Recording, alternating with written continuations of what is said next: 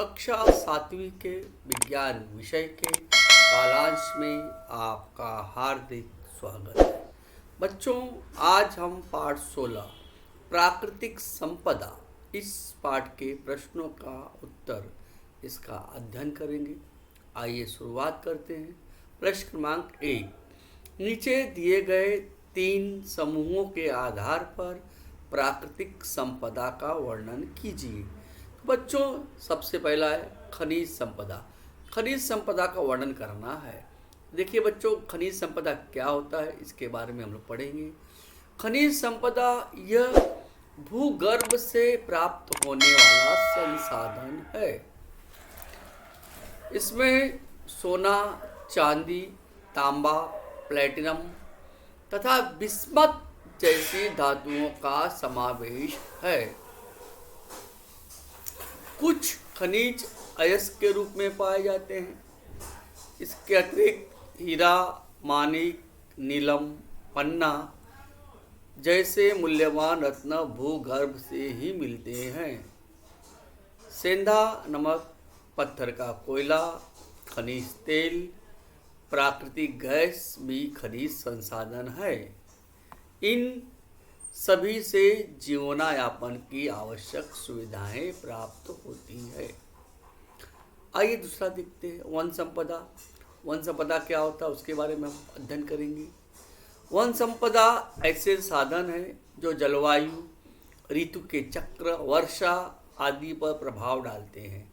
वनों से हमें प्राकृतिक रूप से ऑक्सीजन मिलती है जो श्वसन के लिए आवश्यक है। वनों से हमें अनेक उपयोगी वनस्पतियाँ मिलती है। वनों के वृक्षों से हमें इमारतें तथा फर्नीचर की लकड़ियाँ मिलती है। सूखी पतली डालियाँ जलावन के रूप में उपयोगी होती है।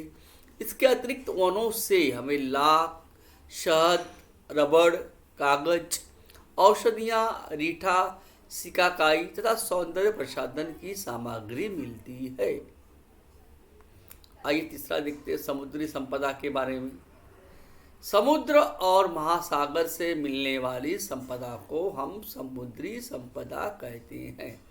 सागर से हमें कई प्रकार के खनिज तथा जीवाश्म ईंधन मिलते हैं।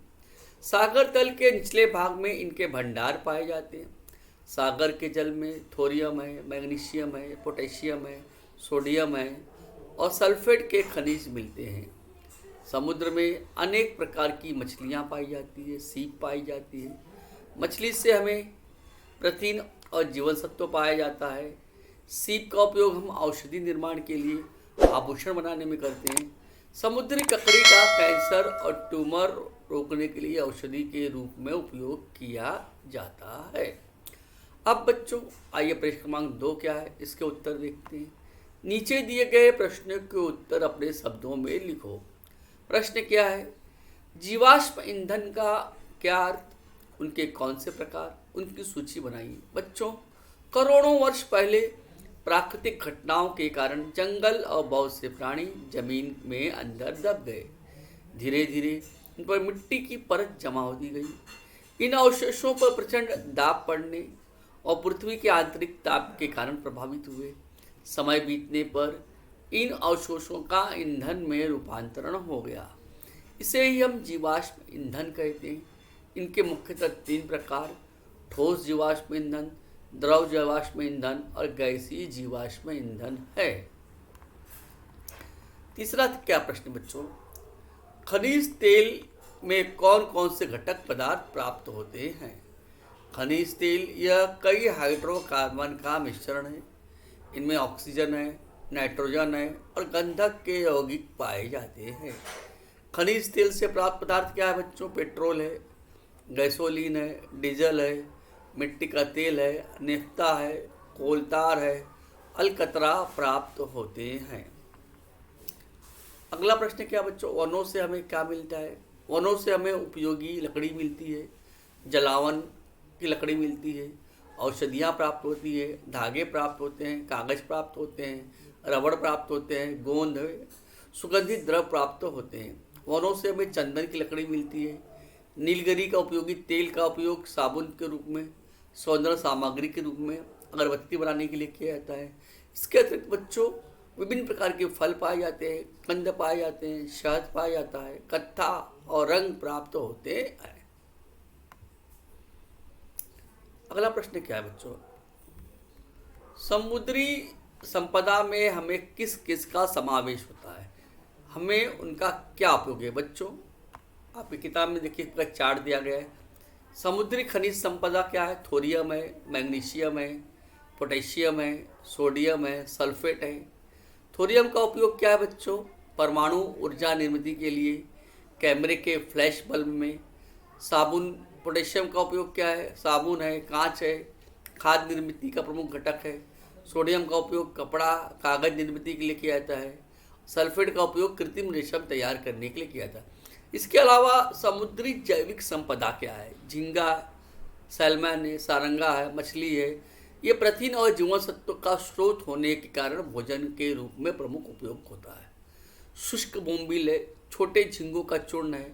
मुर्गियों का भोजन उत्तम खाद्य के रूप में खेती के लिए उपयोग में होता है। सीप है, औषधि निर्मित के लिए, आभूषण के लिए, शोभनीय वस्तु बनाने में उपयोगी है। फफूंदी प्रतिजैविक की निर्मित के लिए।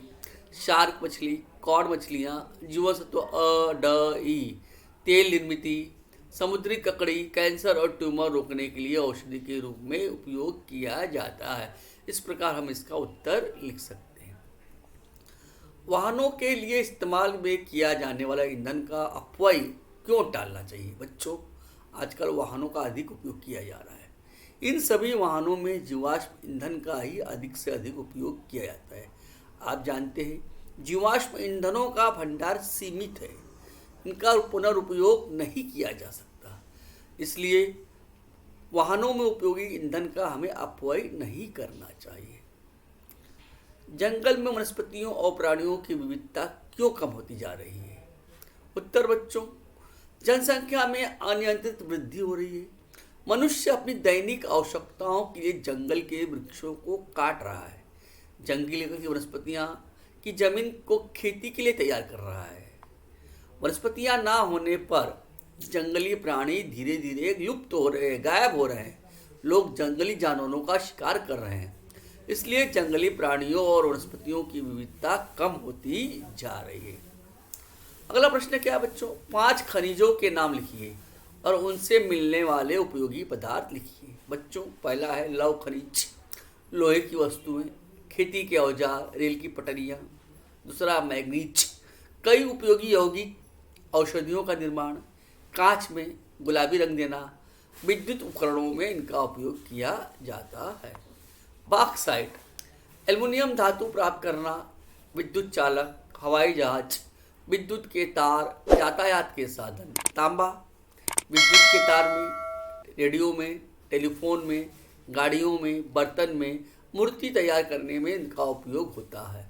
अभ्रक, औषधियों, रंग, विद्युत के यंत्र और उपकरण, तार विरहित संदेश प्रणाली में इनका उपयोग किया जाता है। अगला प्रश्न क्या? अयस्क से धातु प्राप्त करने की प्रक्रिया के 2 महत्वपूर्ण चरण कौन से हैं, उन्हें लिखिए। बच्चों अयस्क में धातु प्राप्त करने के लिए उनका निष्कर्षण किया जाता है और उसका शुद्धिकरण किया जाता है। तो इसमें 2 महत्वपूर्ण चरण क्या है? पहला निष्कर्षण और दूसरा है शुद्धिकरण। प्रश्न क्रमांक 3 क्या बच्चों? प्राकृतिक संपदा के संरक्षण और संवर्धन करने के उपाय क्या है? प्राकृतिक संपदा के प्रति लोगों को जागरूक करना है। प्राकृतिक संपदा का उपयोग पर नियंत्रण करना है। प्राकृतिक संतुलन बनाए रखने के लिए संसाधनों में वृद्धि के उपाय करना है। ऊर्जा के वैकल्पिक स्रोतों का उपयोग करना है। बच्चों एक प्रवाह चार्ट पूर्ण करना है। जीवाश्म ईंधन, पहले ईंधन का जीवाश्म ईंधन के 3 भागों में बांटा है। ठोस अवस्था, दूसरा है खालिस्तान, उसको वहाँ हम भरेंगे द्रव अवस्था, तीसरा खालिस्तान में क्या भरेंगे? गैसीय अवस्था। ठोस अवस्था का उदाहरण बच्चों क्या लिखेंगे? डैश में पत्थर का कोयला, द्रव अवस्था में खनिज तेल है, गैसीय अवस्था में प्राकृतिक गैस। पत्थर का कोयला पीट, लिग्नाइट, बिटुमिनस, एंथ्रेसाइट। खनिज तेल में क्या आएगा बच्चों? पेट्रोल, डीजल, मिट्टी का तेल, नैफ्ता, स्नेहक, डामर। प्राकृतिक गैस क्या है? मीथेन है, इथेन है, प्रोपेन है, ब्यूटन। यहाँ पर जो खाली स्थान है वहाँ हमने लाल कलर से उसको उत्तर लिखा हुआ है। तो लाल कलर में जो लिखा हुआ है वह उत्तर आपको अपने प्रवास चार्ट को पूर्ण करना है। अंतिम प्रश्न क्या बच्चों? देश की आर्थिक स्थिति प्राकृतिक संपदा पर कैसे निर्भर होती है? बच्चों, किसी देश की आर्थिक स्थिति देश के संसाधनों पर निर्भर होती है। यदि हमारे पास खनिज संपदा पर्याप्त से अधिक हो, अनाजों का अधिक उत्पादन हो, कपड़ों के कारखाने में कपड़ा बनाने के लिए पर्याप्त कच्चा माल हो, प्रौद्योगिकी में हमारा देश विकसित हो, तो इन समस्त वस्तुओं का निर्यात करके विदेशों में भेजकर देश की आर्थिक स्थिति में सुधार हो सकता है। तो बच्चों, इस तरह से आज का जो पाठ है उसका समापन हुआ। धन्यवाद बच्चों।